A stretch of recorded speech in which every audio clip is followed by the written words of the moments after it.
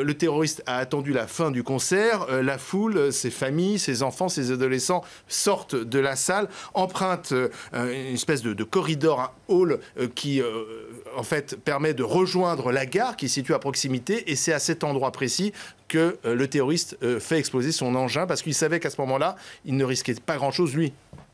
Alors oui, il faut noter qu'il n'a pas pu. C'est aussi un constat d'échec de leur côté. C'est-à-dire qu'il n'a pas pu rentrer à l'intérieur de la salle de spectacle. C'est-à-dire que tout ce qui est mis en place aujourd'hui pour repousser toujours la zone contrôlée, malgré tout, ça fonctionne.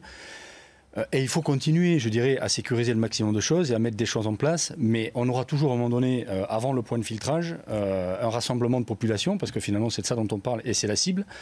On peut le repousser, on peut le déplacer et il faut le faire. Tout ce qui peut être mis en place. Et on ne peut pas l'éviter. On ne peut pas l'éviter complètement et on est sur cette logique de cible molle, si vous voulez. Donc on trouvera toujours des cibles molles, c'est-à-dire des cibles mal protégées ou peu ou pas protégées. Si on sécurise complètement les salles de spectacle dans l'hypothèse où ce soit possible, y compris à l'extérieur dans les zones d'accès, ils s'en prendront à d'autres choses. Vous voyez ce que je veux dire? Ça ne veut pas dire qu'il faille rien faire et ça ne veut pas dire que ce soit inutile de mettre en place des choses. Parce que leur compliquer la tâche et les obliger à dépenser beaucoup de moyens, ça leur fait faire des fautes aussi, des erreurs. Et c'est là qu'on peut les repérer. Donc c'est intéressant. Mais il faut savoir qu'on aura toujours, à un moment donné, une population accessible quelque part.